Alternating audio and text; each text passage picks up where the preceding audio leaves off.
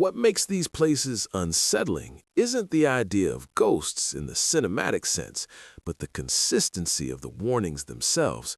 Because across Texas, in towns separated by hundreds of miles, locals who have never met each other describe the same feelings using almost identical words. They talk about pressure in the air, about time feeling slower, about the sudden urge to leave without knowing exactly why. In some of these towns, vehicles refuse to start for no mechanical reason. Cameras malfunction and audio recordings pick up sounds that weren't heard in real time. These aren't stories shared loudly or proudly. They're offered reluctantly, usually only after trust has been built, and often followed by the same sentence delivered with quiet certainty: "You shouldn't be there." In West Texas especially, where distances are vast and towns are isolated, abandoned settlements feel less like ruins and more like scars on the land, reminders of industries that arrived fast, extracted everything they could, and left just as quickly. Mercury towns, coal towns, oil camps, railroad stops, farming settlements, all followed the same pattern of sudden growth followed by even faster collapse. But in some cases, the collapse happened so quickly that personal belongings were left behind, paperwork was never collected, and entire neighborhoods emptied out in a matter of days. Locals say that kind of departure leaves an imprint, not a supernatural one necessarily, but a psychological and environmental residue that never quite fades. You see it in schoolhouses with chalk still on the boards, in churches where hymn books remain open, in homes where children's toys sit exactly where they were dropped decades ago. These details are what unsettle people because they suggest interruption rather than conclusion. In some towns, oral histories describe moments when something went wrong all at once: a mine collapse covered up quietly, a violent dispute tied to labor or land, a contamination event that forced an immediate evacuation without explanation. And while official records may list economic decline or natural disaster, locals remember urgency, fear, and silence. They remember roads filling with dust as cars left in long lines, businesses locking their doors without closing sales, and neighbors leaving without saying goodbye. Over time, these memories harden into warnings, not because anyone believes something evil is waiting, but because the land itself feels unresolved. Travelers who ignore those warnings often describe the same sensations independently: an oppressive stillness, ringing in the ears, sudden disorientation, and the overwhelming sense that they're intruding somewhere they don't belong. In some ghost towns, even wildlife behaves differently: birds falling silent, insects disappearing, and animals refusing to cross certain boundaries. Locals notice these patterns and adjust accordingly, choosing routes that detour miles out of the way just to avoid passing through abandoned settlements after dark. They'll tell you it's not superstition, it's respect. Respect for places where people lost livelihoods, homes, and in some cases their lives. Places where closure never arrived. This is why many Texans react defensively when ghost towns are treated as entertainment or content, because to them, these aren't spooky backdrops, they're sites of unresolved history. When you stand in one of these towns long enough, you start to understand the discomfort isn't fear of something happening, it's the sense that something already did, and you're standing in the echo of it. The wind moves through broken windows like breath.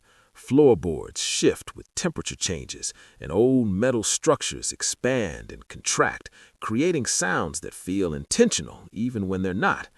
The human brain looks for patterns, and in these places, patterns feel close enough to intention that your instincts activate whether you believe in the paranormal or not. Locals trust those instincts because in rural Texas, instincts keep you alive. They tell you when weather is turning, when animals are nearby, and when land is unsafe. So when those same instincts say leave, people listen. Over time, these ghost towns become self-enforcing secrets, avoided not by law, but by collective agreement, passed down through families the same way you pass down knowledge of dangerous crossings or unreliable wells. Newcomers learn quickly that some questions don't get answers and some directions aren't given. Even historians and urban explorers who study abandoned places professionally often acknowledge that Texas ghost towns feel different, heavier, less theatrical, and more personal, as if the land remembers being used and discarded. Unlike ruins in dense cities, these towns sit alone under vast skies, exposed to sun, wind, and silence, with nothing to dilute their presence.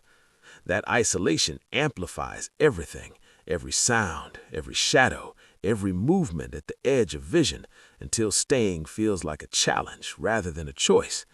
This is why locals say these towns don't need fences or signs, because the warning is built into the experience itself. You feel it long before anything happens, and by the time you recognize the discomfort, you're already thinking about how far you are from the nearest paved road, cell signal, or help. Texas is full of places that invite exploration, but these ghost towns do the opposite. They repel attention quietly, persistently, and effectively. They don't chase people away, they simply make it clear that they were never meant to be revisited. And that's the part most visitors don't expect, that the strongest warning isn't something you see or hear, it's the certainty that you shouldn't be there at all. Texas has more than 500 ghost towns, but locals would tell you there are only a handful you should truly avoid. Not because they are boring or empty, but because something about them never settled, never closed, never finished. This is not about legends told to scare tourists or internet myths designed for clicks. These are real places with real coordinates, real records, and real warnings passed quietly from one generation to the next.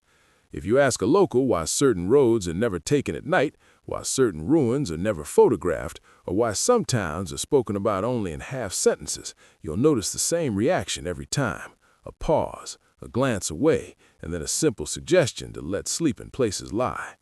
Texas is massive, layered, and old in ways most people don't expect, and beneath the highways, oil fields, and fast-growing cities is another Texas, one that emptied out suddenly, one that didn't fade, but stopped. Some towns died when money ran out, others when water disappeared, others when storms erased them from the land, and a few when something happened that never made it into official records. Locals don't call these places haunted, they call them wrong, unfinished, or best left alone. One of the most talked about examples is the old section of Terlingua in West Texas, a mercury mining town that once supported thousands before the mines collapsed and the population scattered. During the day, it looks like a dusty collection of ruins baked by the sun, but locals warn visitors not to wander into the old cemetery or abandoned buildings after dark. They'll tell you that lights sometimes appear in structures with no electricity, that doors creak open without wind, and that voices echo through the ruins long after sunset. No one claims to know why, but everyone agrees on the same rule: visit during the day and leave before nightfall. Along the Gulf Coast lies Indianola, a town that didn't decline but was systematically destroyed by hurricanes in the 19th century until rebuilding simply stopped. What remains now is mostly underwater, but when tides pull back, foundations, streets, and outlines of homes become visible beneath the surface. Locals say the place feels restless, not haunted, as if the town never accepted its end, and they warn people not to explore the area alone, especially near dusk when visibility fades and the shoreline becomes unpredictable.